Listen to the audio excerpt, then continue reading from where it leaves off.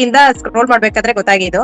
ಹ್ಮ್ ಹ್ಮ್ ಹ್ಮ್ ಅಷ್ಟು ಪ್ರೋಗ್ರಾಮ್ ಬಗ್ಗೆ ತೋರ್ಸಿದಕ್ಕೆ ನಮ್ಮ ಹಸ್ಬೆಂಡ್ ಎಲ್ಲಾ ಪ್ರೋಗ್ರಾಮ್ ಮಾಮೂಲಿ ಏನಕ್ಕೆ ಸುಮ್ನೆ ಅಂತ ಹೇಳಿದ್ರು ಅವ್ರು. ಇಲ್ಲ ನಾನ್ ಜಾಯ್ನ್ ಆಗ್ತೀನಿ ಅಂತ ಹೇಳಿದಕ್ಕೆ ಸರಿ ನಿನ್ ಇಷ್ಟ ಜಾಯ್ನ್ ಆಗು ಅಂತ ಹೇಳಿದಕ್ಕೆ ಜಾಯ್ನ್ ಆದ್ಮೇಲೆ ಈಗ ನನ್ ಫೋಟೋಸ್ ಎಲ್ಲ ನೋಡ್ಬಿಟ್ಟು ನಾನ್ ಅವಾಗ ತಪ್ಪಾಗಿ ಹೇಳ್ದೆ ಅನ್ಸುತ್ತೆ ನಿನ್ಗೆ, ನೀನ್ ಜಾಯ್ನ್ ಆಗಿದ್ ಬೆಟರ್, ಚೆನ್ನಾಗಿದ್ಯಾ ಈಗ ಅಂತ ಹೇಳ್ತಾ ಇದ್ದಾನೆ. ಹ್ಮ್ ನನಗೆ ಸೋ ಥ್ಯಾಂಕ್ಫುಲ್ ಸರ್ ಲೈವ್ 200 ಗೆ.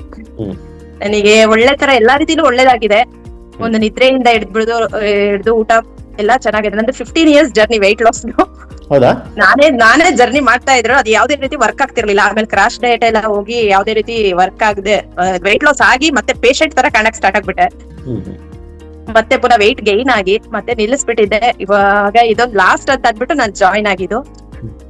ಈಗ ನನ್ಗಾಗ್ಲೇ 1.5 month ಗೆ 3.5 kilo ಲಾಸ್ ಆಗಿದ್ದೀನಿ.